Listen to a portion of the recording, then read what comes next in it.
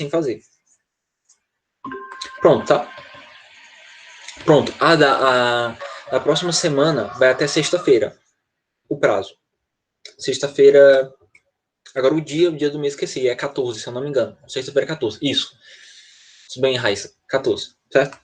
Pessoal, vamos lá. Coloquem a chamada, tá bom? Vamos começar com a chamada. Enquanto isso, já vou dizendo o que a gente vai ter para hoje, tá?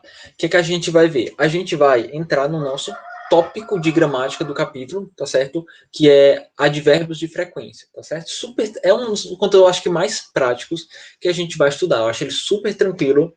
Acho que dá uma expandida na maneira como a gente se expressa em inglês, quando a gente aprende de fato. Mas antes a gente vai só passar na página 63, tá certo? Pra gente entrar de fato na gramática, tá bom? Vamos lá, até deixar aqui também no chat. Página 63.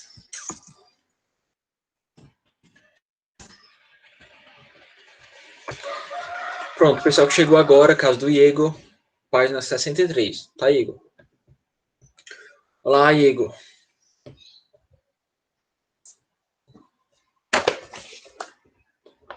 Pronto. Todo mundo tá com o livro? Good afternoon, Igor. So, how are you, Igor?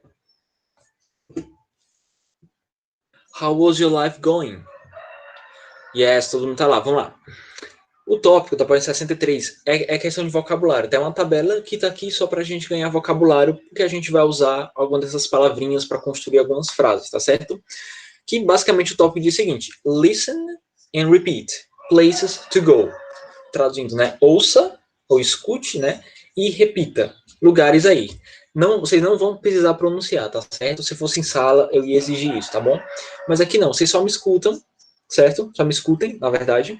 Presta atenção na pronúncia, você vai anotando as traduções do lado, tá? Só para não deixar em branco esse tópico, tá bom? Aqui são alguns lugares. Glória a Deus, né? Primeiro lugar que a gente tem é restaurant, tá?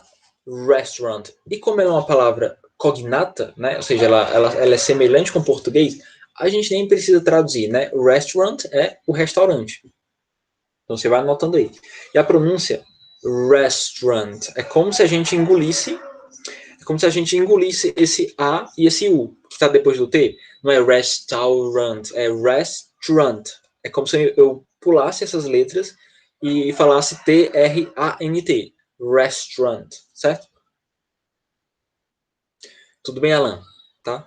Aproveita e coloca a tua chamada. E a gente está na página 63, certo, Alan? Vamos lá. Primeiro, restaurant. O segundo é drug store, que a gente pode traduzir literalmente como loja de drogas. Meu Deus, professor. Loja de drogas é uma drogaria, que é a mesma coisa que farmácia, tá certo? Era o nome antigo que as pessoas usavam para farmácia. Inclusive, aqui no Brasil também, né? Há um tempo atrás, quando o termo droga não era tão pejorativo, né? A palavra droga era simplesmente uma coisa sintética. Não era tão pejorativo.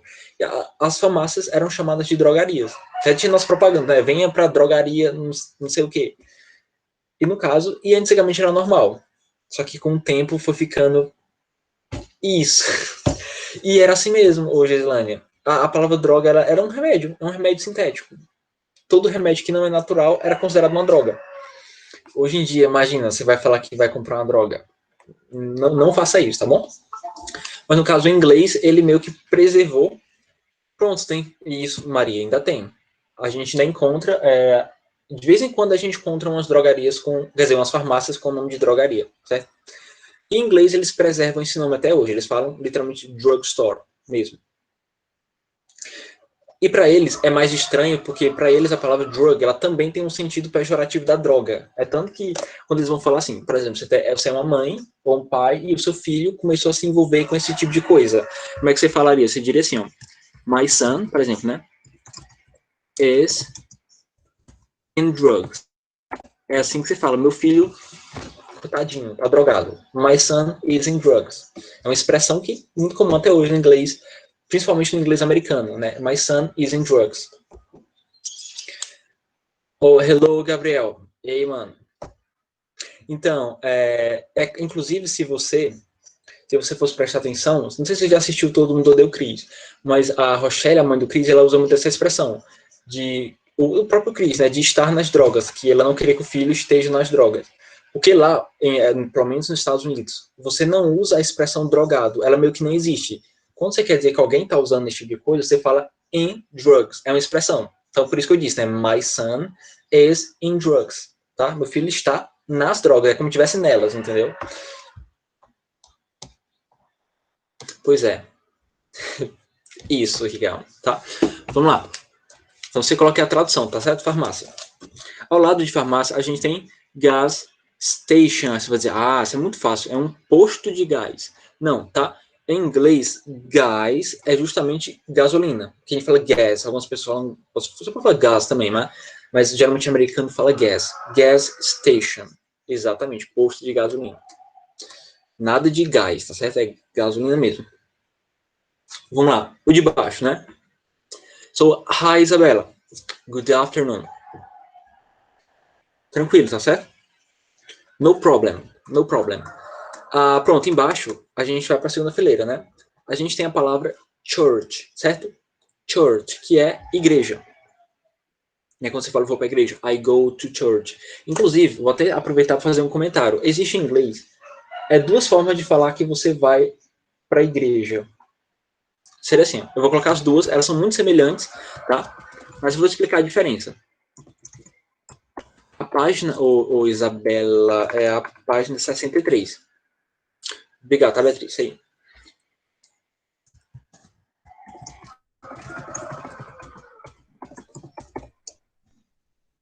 Isso. Quem for chegando agora, você aproveita e coloca para ficar registrado no chat, tá bom?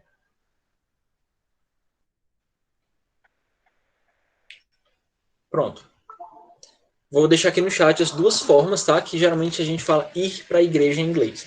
Tem uma diferençazinha, né? Uma coisa é I go to church, outra coisa I go to the church. Aí você vai dizer, poxa, é uma palavra de diferença, mas dá uma ideia totalmente diferente. Quando eu falo I go to church, eu estou indo literalmente para rezar, ou para orar, você está indo para fazer o que é para ser feito na igreja, tá? Quando você fala I go to the church, com esse the, que é o artigo definido aí, você está indo simplesmente para a região próxima da igreja. Você simplesmente vai para ficar lá de corpo presente. Mas não está implícito na frase que você vai lá para fazer o que se faz na igreja, certo? Em português a gente não tem isso, mas é uma curiosidade. Em inglês dá para você falar das duas formas. Pronto, vamos lá. Ao lado de church, que é a igreja, a gente tem movie theater, ok? Que seria o cinema. Cinema, tá? Movie theater, muito bem. Ao lado a gente tem amusement park, né? Amusement park é o parque de diversões, caso que deriva da palavra amuse, que pode ser o verbo entreter ou divertir, mas também muitas vezes pode ser o substantivo divertimento, embora nesse caso ele está sendo escrito amusement, tá? A gente tem algumas variações, tá bom? Mas, nesse caso, vamos pegar o que está no livro, tá certo? Amusement park. E pronto, só quero fazer uma observação na palavra park, tá?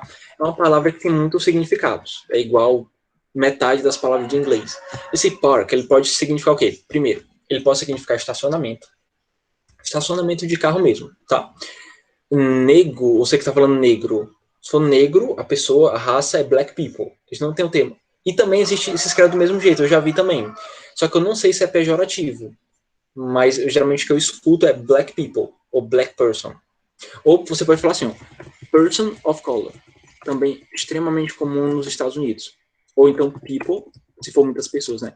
Of color. Você vai dizer, como assim, professor? Pessoa de cor? Sim, existem essas expressões para falar dos negros, tá? Eu não sei se negro... É porque tem uma palavra que escreve do mesmo jeito, tá? Que a pronúncia é negro. Só que eu não sei se isso é pejorativo.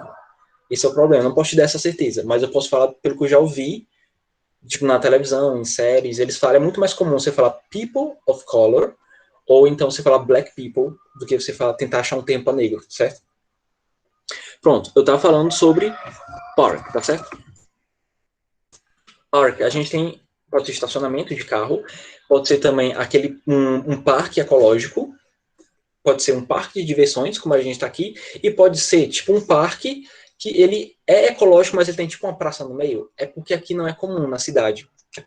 Aqui nessa região, né, interior, ele não é tão comum, mas pensa naqueles parques que você vê, sei lá, na televisão, em que tem uns banquinhos e as pessoas ficam atirando, sei lá, pipoca para os passarinhos, milho, essas coisas. Pronto, aquilo ali, aquele espaço gigantesco, que é um parque que tem uma praça no meio, você também pode chamar de parque, tá certo? Então, a palavra park, ela vai ter alguns significados, tá certo? Vamos lá, vamos para frente. Na última fileira, né, a gente tem museum, tá? Museum. E detalhe na pronúncia. A gente tem um U bem aí, mas a gente não pronuncia U. A gente não fala museum, alguma coisa assim. A gente fala museum, tá? Museum, tá? Com som de I. Na verdade, com som de IU, né? Museum, tá? E isso é uma dica até geral. Algumas palavras em inglês, você vai ter esse U com a pronúncia de I. Ou de, até mesmo de E, às vezes. Um exemplo é a palavra busy, que eu vou colocar aqui, que quer dizer ocupado ou congestionado. Pronto.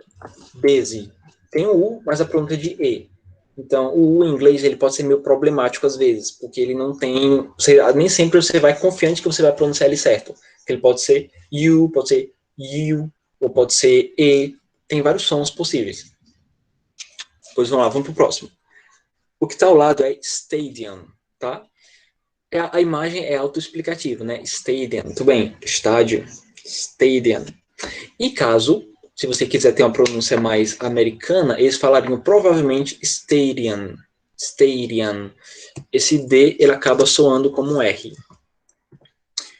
Ou seja, inclusive muito parecido, né, com a tendência também americana de transformar o T em R, tá? No caso, o americano também gosta de pegar o D e transformar em R. Então, você pode ouvir stadium em vez de stadium. Vamos lá, vamos pro último, né?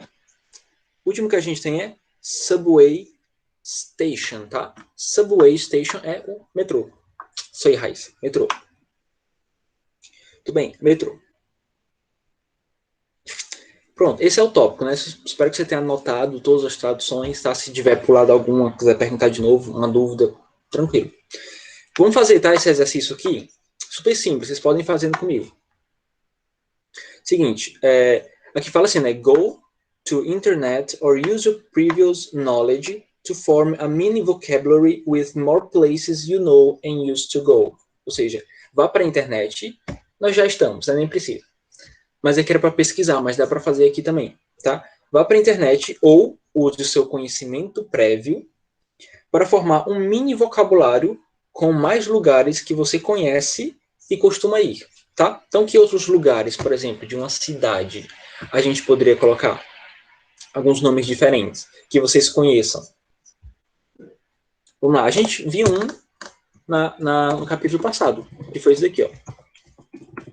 Grocery Store, que é, no caso, é o mercado, onde a gente compra as frutas, né? Aquele capítulo que falava de comidas. Você pode colocar isso como resposta. Seria um mercado. Que outro lugar na cidade vocês conhecem? Vocês vão colocando e eu vou colocando junto, certo?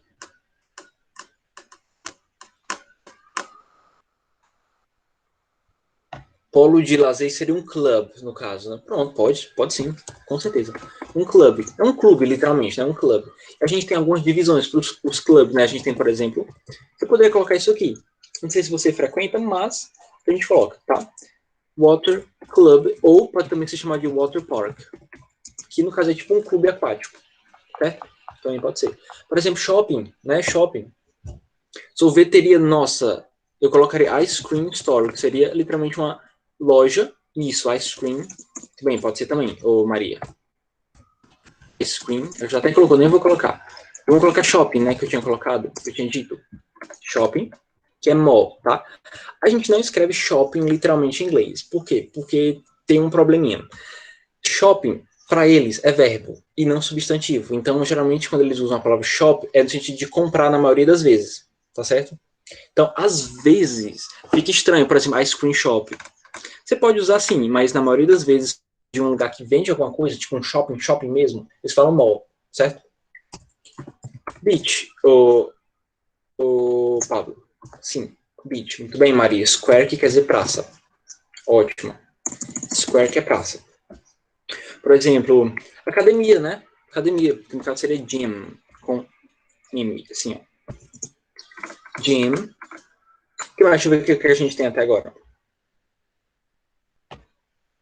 Mó, tempo já foi praia. Grocery store também. Foi uma quantidade boa. Poderia colocar escola, pronto, boa. Coloque school. É um ponto na cidade. O que mais? Você pode colocar o zoológico, né? Zoo também. Sem mim, tá? Sem mim. Conheço a música com esse nome. Do Eminem, tá? Without Me. É clothing store. Tá bem literal, Maria. Nunca seria uma loja de roupas. Coloca shopping, tá certo? Resume. Coloca shopping, tá certo? No caso, você nem precisa colocar mall. Ele vai agregar também. É porque lá vende tudo: sapato, roupas. Então você pode colocar mall. Bom, então teatro, que eu ia comentar isso aqui, nem coloquei. Theater, assim. Theater, tá? É muito parecido com movie, theater, que é uma forma de falar cinema. Mercado a gente já colocou. Mercado seria o grocery store, tá certo? É o mercado que você vai comprar comida. Foi o primeiro que eu coloquei, Isabela. A gente tem theater, que é o teatro. E, detalhe, vou até colocar uma observação aqui pra gente. A gente tem duas formas de escrever teatro em inglês, tá certo? Vou deixar as duas. Assim, ó. A gente pode escrever theatre ou theater, tá? As duas formas. E qual é a diferença, professor? A única diferença é uma letra. Você percebeu que só uma letra trocou de lugar, tá? Geralmente, o americano fala theater, esse de baixo. Geralmente, os britânicos costumam falar theatre. Isso não sei por que foi que aconteceu que eles trocaram as letras. Eles falam com as letras trocadas. É igual, por exemplo, a palavra center, que é centro. O americano fala assim, center. Tipo, World Street Center. Já britânico fala assim, Century. De novo, trocar de lugar a letra E com a letra R. Vai saber por que isso aconteceu, né? Pub, pronto, Maria, ótimo. Pub é tipo um bar, na verdade. Extremamente tradicional na Inglaterra. Exato. Boa, viu, Maria? Eu sabia que tinha uma coisa muito importante assim para a cultura inglesa, que era o bar. Inclusive é um dos lugares mais frequentados na Inglaterra, que, nossa, é tipo é tão tradicional se reunir no bar quanto o povo se reunir na casa da avó aqui no Brasil. Pode ter uma ideia. No caso, o pub, né? Pronto, tá bom, né? A gente colocou um monte. Colocamos vários. Snack bar. Seria um bar de lanche, uma coisa assim. Uma lanchonete. Eu colocaria bar, tá certo? Porque assim, a concepção de bar em inglês é um pouquinho mais ampla do que a gente está pensando. Não é só de bebida. Isso, lanchonete. Mas ele não é só de bebida, não. Ele vende lanchinhos em geral. Você poderia colocar só bar mesmo. Acho que já agregaria o sentido. Pronto, vamos pra frente, né? Pronto, se você quiser colocar mais um, coloque aí, tá certo? Mas a gente vai adiante. A gente vai começar definitivamente agora o nosso tópico de gramática, tá? Então todo mundo, página seguinte, página 64.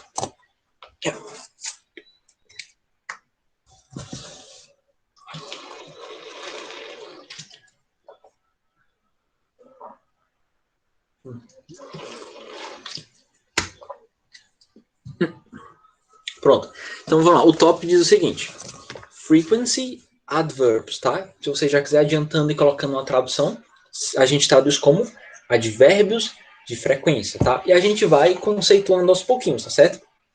Para a gente tentar nem falar de forma gramatical demais, mas também não ficar muito raso, muito plano e muito, muito seco, tá certo? Vamos começar vocês. O que é um advérbio, certo? Para que serve? Qual é a função de um advérbio? Quem lembra, quem quer comentar? Porque para a gente entender o que é um advérbio de frequência, a gente tem que saber o que é um advérbio, né? E aí, alguém pode ajudar a gente com essa resposta? É uma classe gramatical que serve para.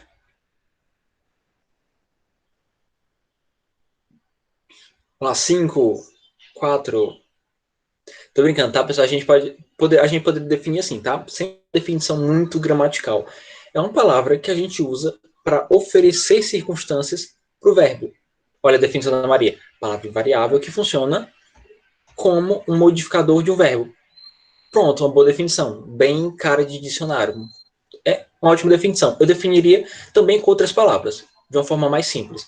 É uma palavra que a gente usa para oferecer uma circunstância para o verbo, tá certo? E que circunstâncias são essas? Por exemplo, quando eu falo assim, tem a seguinte frase, em português mesmo, tá bom? O carro bateu no muro. Tá, qual é o verbo? Qual é a ação? Bateu, tá? Agora, se eu disser assim, o carro bateu fortemente no muro. Essa palavra fortemente, se você for parar para observar ela está oferecendo uma circunstância para o verbo. É como se ela estivesse explicando a ação, explicando o verbo. Então, não bateu de qualquer jeito, bateu fortemente. Então, no caso, seria um advérbio de modo, porque está explicando como a ação aconteceu, tá? E os advérbios, no geral, eles vão ter essa função. Eles vão meio que ser uma espécie de extensão do sentido do verbo. Tá certo? Sim, Pablo, tranquilo, tá certo? E no caso, nos advérbios especificamente de frequência, eles servem para dizer com que frequência uma ação acontece, certo? Quando eu começar a traduzir os exemplos, vai ficar mais claro ainda, tá certo? Como eu falei, é bem prático, tá? A gente traduz, a gente usa na frase, a gente assimila logo, tá certo? No caso aqui, a gente tem uma tabelinha, vocês estão vendo aí que tem um gráficozinho, né? 100%, aí tem um monte de palavrinha, 0%, tá? Essa porcentagem é meramente ilustrativa, tá bom? Aqui ele está colocando para gente alguns advérbios de frequência. E basicamente a tradução deles, eles vão expressar de algum modo a frequência com que algumas ações acontecem. Com calma, vamos traduzindo, a gente vai entendendo. Essa primeira palavra, vai traduzindo aí comigo, que é always, tá? Que é essa que está abaixo do 100%, né? Always, a gente traduz ela como sempre, tá certo? Sempre. E a pronúncia always ou always, tanto faz. A palavra que está ao lado de always são duas, né? Porque são a mesma coisa. Usually e normally. Como é que a gente traduz ela, tá? A gente traduz ela como normalmente, tá certo? Então, always, sempre, normally, normalmente. Aqui está ao lado, que é often, tá? Vocês estão vendo que tem um T, né? Um Tzinho, mas esse T não é pronunciado, tá? A gente não fala often, a gente fala often. E a gente traduz ela como frequentemente. Então você vai anotando aí, frequentemente. A gente tem a palavra ao lado, né? Sometimes, que a gente traduz como algumas vezes ou às vezes. Aí ao lado de às vezes, a gente tem occasionally, que significa ocasionalmente ou de vez em quando. Tá certo? Aí do lado, né? Hardly ever. Hardly ever significa quase nunca. E never significa nunca. Ou seja, basicamente foi o que ele colocou aqui. São palavras que estão demonstrando a frequência com que uma ação acontece. Por exemplo, eu tenho aqui uma seguinte ação. Vou colocar aqui no chat, tá? Vamos pegar aqui até o vocabulário que a gente usou na questão anterior. Vou aqui pegar gym, que é academia. Quero dizer o seguinte. Eu vou para a academia. I go to gym. Tá? Essa é uma ação que eu faço. Eu vou para a academia. A gente usa esses advérbios para falar da frequência com que a gente vai. Por exemplo, se eu escrever assim, I always go to gym. Eu sempre vou para academia. Eu poderia trocar esse always e dizer o seguinte, I usually go to gym. Eu, normalmente, vou para academia. Ou seja, o que a gente observa? Você não tem nenhuma alteração na frase. É simplesmente uma palavra que vem para agregar sentido. Certo? É super prático. Sabendo a tradução, você já automaticamente já entende como é que ela se encaixa. Porque é do mesmo jeito do português. Ela está ali só para indicar a frequência. Você quer dizer que você frequentemente vai. I often go. Pronto, Raíssa, um ótimo exemplo. I never go to gym. Eu nunca vou à academia. Exatamente. Podemos fazer fazer um exercício com vocês. Falem aí, desses lugares que a gente citou na atividade passada, né? Da página 63. Vamos utilizar esses advérbios de frequência, que a gente acabou de traduzir, e diga para mim com que frequência você vai a esses lugares, tá certo? Lembrando, eu vou é I go, tá? Então como é que você vai fazer? Você vai usar esse essas palavras para transformar, tá? Pronto, Maria. Ótimo. I never go to church. Ótimo, ótimo exemplo. Os demais. Vamos lá, considere uma atividade de classe, tá certo? Vai colocando aí. Vai usando a criatividade de vocês. I never go to church. Raíssa diz, I never go to gym. No caso, theater, né? Teatro. Com que frequência você vai ao teatro? No meu caso, eu posso falar por mim. I never go to theater. Never go. I go todos os dias à escola. Boa, Rogério, mas não é bem exatamente assim, tá certo? Inclusive, a gente vai ver isso também, tá? Como é que a gente fala todos os dias. Porque a gente tem uma espécie de subdivisão, tá certo? A gente tem advérbios que têm uma frequência definida e a gente tem advérbios que têm uma frequência indefinida. A gente não vai ver agora, tá certo? A gente vai vendo aos pouquinhos, tá bom? Mas vamos pegando mais exemplos da Raíssa. I normally go to school. Muito bem, eu normalmente vou para a escola. I never go to zoo. Muito bem, Isabela. I occasionally go to museum. Boa, Maria. Tá? Eu queria só te dar uma dica, Raíssa. Pronto, olha o da Júlia. Boa, Júlia. I never go to mall. Coloque sua preposição, né? Porque eu tô dizendo assim, eu nunca vou ao shopping. Então você coloca esse to, tá? I never go to mall. Raíssa, uma dica pra ti. A gente, no livro, tem a palavra normally, tá? E aqui tá dizendo que ela tem o mesmo significado de usually. E é verdade. Só que a palavra normally, ela não é tão usual. Tipo, você raramente vai ver essa palavra. Só para ficar mais natural, assim, mais, digamos, mais coloquial, eu colocaria I usually go, certo? Substitui o normally pelo usually. Porque esse normally não é muito comum. Pronto, e que é I don't normally like to attend classes online. Olha aí, você normalmente não gosta de assistir aulas online. Tudo bem, participar, desculpa, né? Você não gosta de participar. Você normalmente não gosta. Tá certo. Pronto, vamos lá. I sometimes go to drugstore. Tudo bem, Maria, tá? Vamos lá. Vamos continuar com as explicações.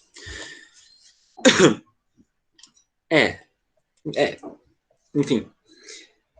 Vamos lá, para alguns exemplos, tá? Aqui o livro está trazendo algumas observações para a gente. Ele está dizendo o seguinte, não?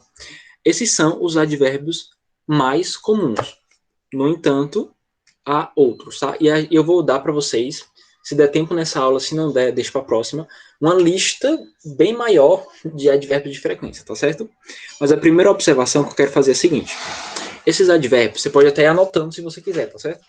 Geralmente, esses advérbios que a gente acabou de ver, eles geralmente são posicionados antes do verbo principal.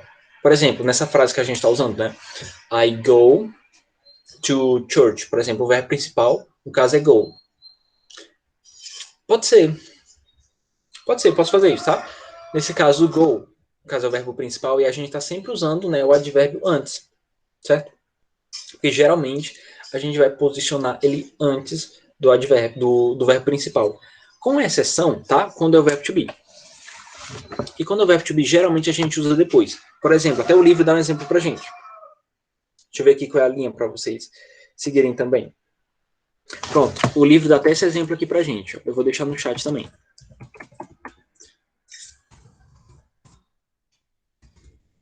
Um dos exemplos que ele está trazendo, ele está usando aqui a palavra often, tá? It's often cloudy. A gente traduz como está frequentemente nublado, tá? Nesse caso, esse it is, você sabe que isso aqui é a contração do verbo to be, né? E nesse caso, a gente está vendo que o advérbio de frequência, ele está depois. O Pablo é na mesma página, tá certo? Você nunca iria escrever isso aqui, ó. It often is cloudy, desse jeito, ó. Não, tá errado, tá? Você não pode escrever o advérbio de frequência antes do verbo to be. Nesse caso, ele fica depois, tá? Então, o certo seria it is often cloudy. Pronto, está sempre, ou frequentemente, melhor dizendo, sempre não, tá? Está frequentemente nublado. Essa frase, tá bom? Mas a maneira certa de escrever é essa daqui, ó. It's often cloudy. Está frequentemente nublado. Tá? Essa é a primeira observação que a gente vai ter que fazer. Repetindo, tá certo? A gente geralmente vai usar esses advérbios antes do verbo principal. No caso, exceto se ele for o verbo to be. Que se ele for o verbo to be, você vai usar ele depois. Certo? Mais um exemplo para ilustrar para a gente. Ele trouxe só isso, mas eu posso dar um. Posso dar um exemplo a mais, tá sempre? Daqui mais um exemplo com o verbo to be. A seguinte frase. She is beautiful. Ela é linda, ela é bonita. E eu quero dizer o seguinte, ela é sempre, ou ela sempre é, ou sempre está, porque o verbo to be pode ser o verbo ser ou estar. Ela sempre está bonita. Como é que ficaria? She is always beautiful. Eu jamais poderia escrever she always is beautiful, certo? Eu vou deixar depois do verbo to be. She is always beautiful, certo? Pronto, essa é a primeira observaçãozinha que a gente, gramaticalzinha que a gente tem para fazer, tá? Alguma dúvida até aqui sobre essa pequena diferença? Vai deixando no chat, tá? Para me saber.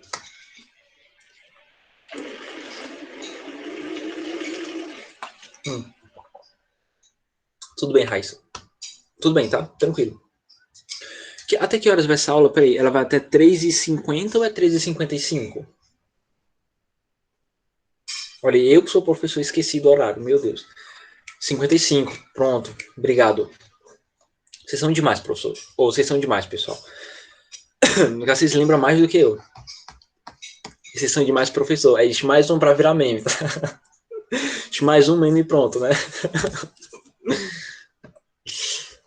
Inclusive, eu já tô quase me conformando que eu tô virando um meme ambulante, assim, entendeu? Para vocês. E a pergunta está perguntando. Daqui para o final do ano, vocês vão ter um dicionário de memes que vão sair de mim, tá certo?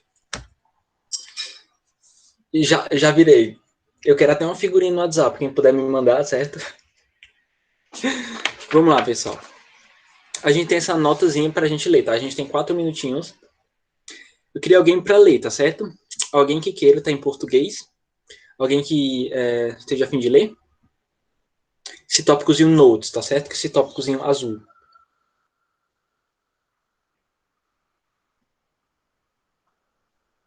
Alguém?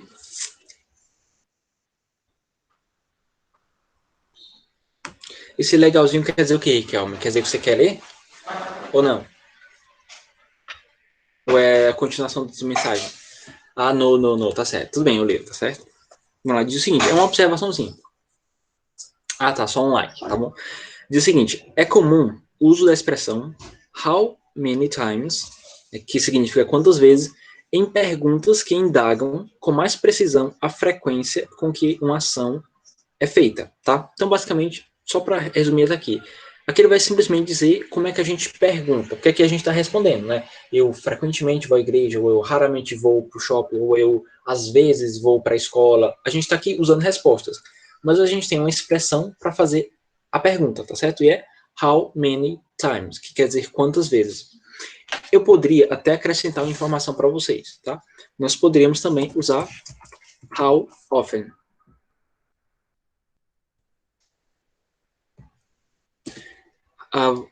Eu já leio outra frase, é isso, eu estou só copiando aquele exemplo. How often?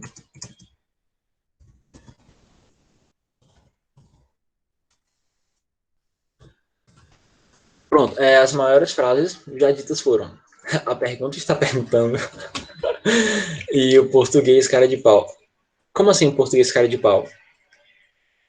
Não faz sentido. É porque eu tô sem contexto. Sem contexto, eu não peguei o meme, entendeu? O meu eu sei da pergunta está perguntando porque eu tinha um contexto. Tipo, eu sabia a situação, entendeu? Agora, como assim português cara de pau? Em que sentido? Não, depois vocês me explicam, tá certo? Depois vocês me explicam. No caso, pronto, eu coloquei esse how often, tá? Como uma espécie de observação. Quando a gente vai perguntar com que frequência, a gente tem essas duas formas, tá? How many times, que é que o livro deu pra gente, e eu dei outra aqui para vocês, que é how often. Eu vou até colocar as duas traduções, uma ao lado da outra aqui, para não se perder. Aí você copia e bota no cantinho. Quantas vezes? E how often quer dizer com que frequência.